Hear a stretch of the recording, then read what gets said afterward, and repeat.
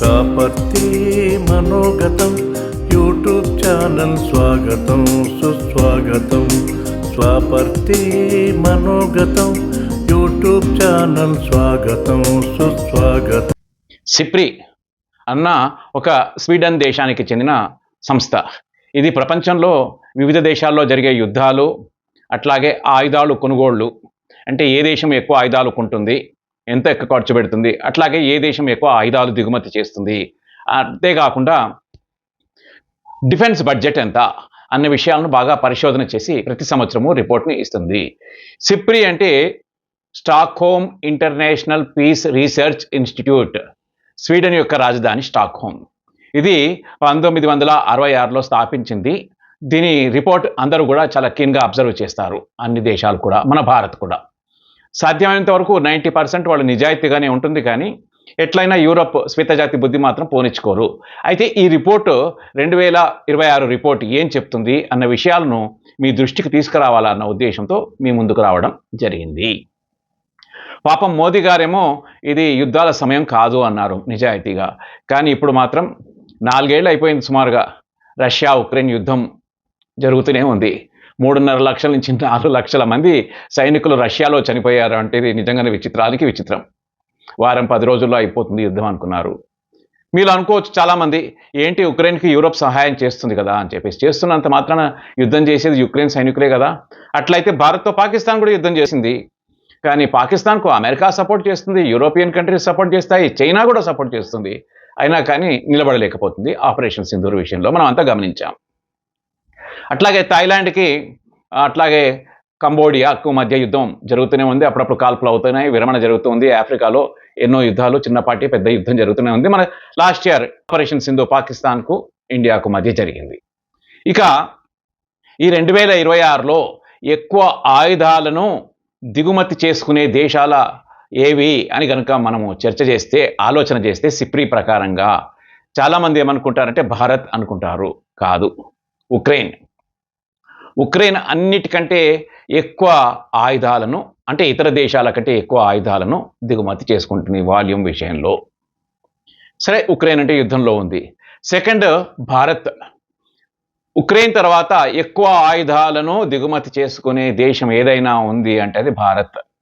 మనదేమో మేరా భారత్ మహాన్ అంటున్నాము, టెక్నాలజీ బాగా ఉంది అంటున్నాము, ఐటీని ఎగుమతి చేస్తున్నాం. అయితే మనము ఎంతో గొప్ప టెక్నాలజీ అంటున్నాం, ప్రపంచంలో కల్లా ఎక్కువ జనాభా గల దేశం ఇది. ఇప్పటికీ కూడా బాధాకరమైన విషయం ఏంటంటే ఆయుధాలను దిగుమతి చేసుకోవడంలో సెకండ్ ప్లేస్లో ఉన్నాం. నిజంగా సిగ్గుచేటు ఇది. అంటే సిగ్గుచేటు అన్నది బాధాకరం నా వరకు అయితే, సిగ్గుచేటు అయినా కాకున్నా కానీ. ఇక థర్డ్ కంట్రీ ఏది అని కనుక మనం ఆలోచన చేస్తే సౌదీ అరేబియా. నిజంగా సౌదీ అరేబియాకు ఏ దేశంతో కూడా గొడవలు లేవు, ఒక ఇరాన్తో తప్ప. పైగా అమెరికా ప్రొటెక్షన్ ఉంది, అమెరికా అమెరికా కిందనే సౌదీ అరేబియా ఉంది. Third place Saudi Arabia. ముఖ్యంగా వెస్టర్న్ కంట్రీస్ నుంచి ఎక్కువ ఆయుధాలను దిగుమతి చేసుకుంటుంది, అమెరికా నుంచి, యూరప్ నుంచి. ఇక మన భారత్ అయితే రష్యా నుంచి, తర్వాత ఫ్రాన్స్ నుంచి. ఇక థర్డ్ ప్లేస్ అయిపోయింది. ఫోర్త్ ప్లేస్ తెలుసా? చిన్న దేశం అండి, 20 లక్షల జనాభా కూడా లేదు, ఖతర్. పెట్రోలు గ్యాస్ పుష్కలంగా ఉంది కాబట్టి అది ఫోర్త్ ప్లేస్లో ఉంది. అన్నిటికంటే ఆశ్చర్యకరం.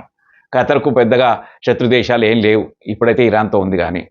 ఇక ఫిఫ్త్ ప్లేస్ పాకిస్తాన్. వాళ్ళు ఆహార ధాన్యాలు కూడా దిగుమతి చేసుకుంటారు, నీళ్లు కూడా దొరకవు, గ్యాస్ లేదు, పెట్రోల్ లేదు, ఏం లేకపోయినా పర్లేదు, ప్రజలు ఉప్పిడి ఉపాసం ఉన్నా పర్లేదు, కానీ ఆయుధాలు మాత్రం కొనుగోలు చేసుకుంటారు చైనా నుంచి, అమెరికా నుంచి, యూరప్ నుంచి. ఫిఫ్త్ ప్లేస్ ఏమో పాకిస్తాన్. సిక్స్త్ ప్లేస్ ఏమో కువైట్. అట్లాగే కువైట్ కూడా బాగా దిగుమతి చేసుకుంటుంది ఆయుధాలను. తర్వాత విచిత్రంగా ఏంటంటే ఇటలీ కూడా నెక్స్ట్ ప్లేస్. ఇటలీ తర్వాత ఆస్ట్రేలియా కూడా బాగా దిగుమతి చేసుకుంటుంది. తర్వాత ఈజిప్ట్ కూడా ఆయుధాలను దిగుమతి చేసుకుంటుంది. ఇక ఇది పరిస్థితి. ఆయుధాలను దిగుమతి ఏ ఏ కంట్రీలు చేస్తున్నాయి అన్న విషయం మనకు సిప్రిలో స్పష్టంగా చెప్పింది. ఇక మన భారతదేశము విషయానికి వస్తే, ఈ సంవత్సరం భారతదేశం బడ్జెట్, నేషనల్ బడ్జెట్లో $92 బిలియన్, అంటే బిలియన్ అంటే 100 కోట్లు డాలర్స్, సుమారుగా 9,000 కోట్లు. ఈ రకంగా $92 బిలియన్ డిఫెన్స్కి మనము కేటాయించాము. ఇది 8.9% హైక్ లాస్ట్ బడ్జెట్తో పోల్చుకుంటే. ఇకపోతే ఆయుధాలను ఎక్కువగా ఎగుమతి చేసే దేశాల యొక్క లిస్టు కూడా సిప్రి ఇచ్చింది. ప్రపంచ శాంతికి టేకేదార్ అయినటువంటి అమెరికా ప్రపంచంలో అన్నిటికంటే ఎక్కువ ఆయుధాలను ఎగుమతి చేస్తుంది. ముఖ్యంగా సౌదీ అరేబియా కావచ్చు, కువైట్కి కావచ్చు, ఖతర్కు కావచ్చు, పాకిస్తాన్ కావచ్చు. వీటి ధర కూడా చాలా ఎక్కువగా ఉంటుంది. రష్యా ఆయుధంతో పోల్చుకుంటే 4 రెట్లు ఎక్కువ అయినా కొంటాయి. సరే, నెక్స్ట్ ప్లేస్ చాలామంది మనం అనుకుంటాము రష్యా అనుకుంటాం. కాదు, ఎక్కువ ఆయుధాలను ఎగుమతి చేసే దేశాలలో సెకండ్ ప్లేస్ ఏది అంటే ఫ్రాన్స్. ముఖ్యంగా వారి యొక్క రఫైల్స్ చాలా ఎక్కువగా ఎగుమతి చేస్తారు. మనం కూడా దిగుమతి చేసుకుంటున్నాం. ఆల్రెడీ 36 దిగుమతి చేసుకున్నాము, తెచ్చుకున్నాము, ఇంకా 114 ఆర్డర్ ఇచ్చాము. అట్లాగే చాలా దేశాలు కూడా రఫైల్ కొంటున్నాయి. అట్లాగే స్కాల్ప్, హ్యామర్ లాంటి మిసైల్స్ అవి కూడా ఫ్రాన్స్ నుంచి తెచ్చుకుంటాము. రకరకాల ఆయుధాలను కూడా ఫ్రాన్స్ నుంచి ప్రపంచమంతా కూడా ఎగుమతి అవుతాయి. ఇక థర్డ్ ప్లేస్ రష్యా. రష్యా ఒకవైపు ఉక్రెయిన్తో యుద్ధంలో ఉన్నా కూడా ఆయుధాలను బాగా ఎగుమతి చేస్తుంది. ఇక సిప్రీ ప్రకారంగా ఫోర్త్ ప్లేస్ జర్మనీ.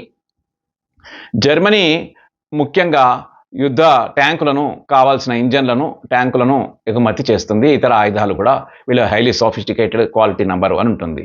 అది కూడా సెలెక్ట్ కంట్రీస్కే ఎగుమతి చేస్తుంది. అయినా కానీ వాళ్ళది ఫోర్త్ ప్లేస్. తర్వాత జర్మనీ తర్వాత చైనా. చైనా కూడా భయంకరంగా ఆయుధాలను ఎగుమతి చేస్తుంది ఆఫ్రికాలోని దేశాలకు, అట్లాగే పాకిస్తాన్కు, అట్లాగే కొన్ని లాటిన్ అమెరికన్ కంట్రీస్కి కూడా ఎగుమతి బాగా చేస్తుంది. వారు కూడా బాగా డబ్బు సంపాదిస్తున్నారు. డబ్బు అంటే డాలర్లు. ఇక తర్వాత చైనా తర్వాత నెక్స్ట్ ఏంటంటే ఇటలీ.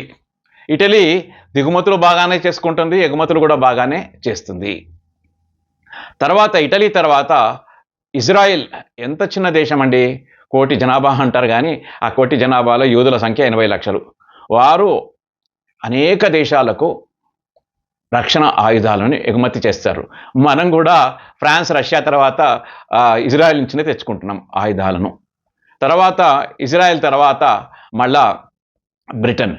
ఈ రకంగా బ్రిటన్ కూడా బాగా ఆయుధాలను ఎగుమతి చేస్తుంది.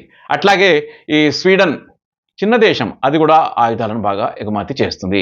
ఈ రకంగా ప్రపంచంలో ఎగుమతులు ఏ దేశాలైతే రక్షణ కోసం చేస్తాయో ఆయుధాలు, దిగుమతులు ఏ దేశం అయితే ఎక్కువగా చేసుకుంటుందో అన్ని వివరాలు కూడా మనకు ఇక్కడ సిప్రీలో చెప్పడం స్పష్టంగా జరిగింది. అలాగే సిప్రీ న్యూక్లియర్ వెపన్స్ ఏ దేశాల దగ్గర ఎక్కడున్నాయి, ఎట్లా డెవలప్ చేసుకుంటున్నాయి అన్న విషయాలను బాగా వివరంగా చెప్పింది. నేను నెక్స్ట్ వీడియోలో డిస్కస్ చేస్తే బాగుంటుందన్న ఉద్దేశంతో ఇక్కడ ముగిస్తున్నాను. ఫ్రెండ్స్, నేను ఇచ్చిన కాంటెంట్ మీకు నిజంగా నచ్చితే లైక్ చేయండి, బంధుమిత్రులకు షేర్ చేయండి. సబ్స్క్రైబ్ చేసుకోకపోతే చేసుకోమని చెప్పండి. మరొక్క మాట, మీరు ఇవన్నీ కూడా నెట్లో క్రాస్ చెక్ చేసుకోవచ్చు. నేను ఎక్కడ కూడా అబద్ధం చెప్పడం లేదు. జై హింద్.